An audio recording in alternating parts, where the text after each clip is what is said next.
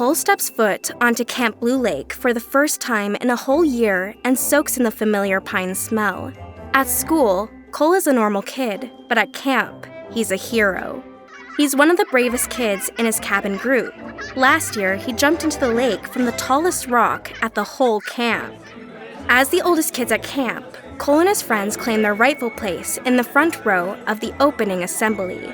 They're so busy chattering amongst themselves, they almost don't hear the camp director's warning about the lake. Due to reports of unusual biological activity, there will be no going in the lake this year. The boys are devastated. What is Camp Blue Lake without the lake? That night, Cole and his friends go to their new cabin for the first time, the oldest kids' cabin. As they walk in, Cole exchanges nervous looks with some of the other boys. They all remember the oldest kids last year talking about hearing strange noises in this cabin and waking up to the floor soaking wet with freezing water. One boy reminds them all that the oldest kids last year probably made up those stories to scare them. They shouldn't be babies and fall for it. The group all agrees. But then, their eyes land on the creaky bed, all the way at the back of the cabin, closest to the lake and the drippy old bathroom. Drip, drip, drip. No one wants to admit they don't want to sleep there.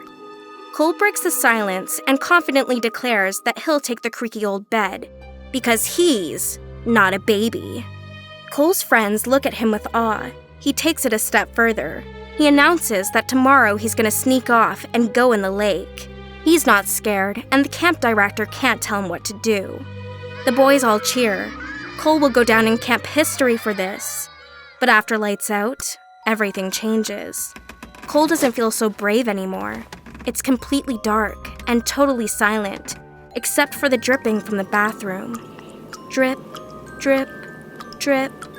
Soon, Cole can tell he's the only one still awake. He peeks outside at the lake and sees a little ripple in the water.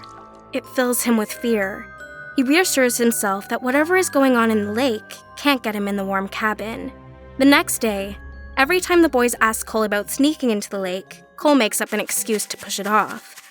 But the truth is that even just a glance at the lake fills Cole with the same fear from the night before. Right before dinner, the boys confront him. Is he going to go in the lake or not? Cole shakes his head. He's too scared. He doesn't even care about going down in camp history anymore. One boy calls Cole a chicken. Then everyone joins in, dancing around him and making clucking sounds. That night, Cole lays in his creaky old bed, annoyed that he was made fun of. But he still had an uneasy feeling about the dripping sound coming from the bathroom. Drip, drip, drip. Finally, he falls asleep. Splash! The sound wakes Cole up. He touches his face. It's wet. He hears the splashing again. It sounds like it's coming from inside. He timidly peeks into the bathroom and catches a glimpse of something green and shiny, almost like a tail, sliding into the shower drain. Cole is frozen. He could scream, but the other boys would never let him live down being terrified of a bathroom. He'd never be seen as brave Camp Cole again. Instead, Cole curls back up in bed, puts his pillow over his head, and falls back asleep. Splash! But this time much louder. Cole's eyes shoot open. It's too late. He's face to face with a long green creature, not quite a snake, but not quite an eel. It's longer than his whole bed. Before he can scream, it grabs Cole and silently drags him down into the shower drain, through the sewer and out into the pitch-black lake, never to feel dry land again. Cole will go down in camp history after all.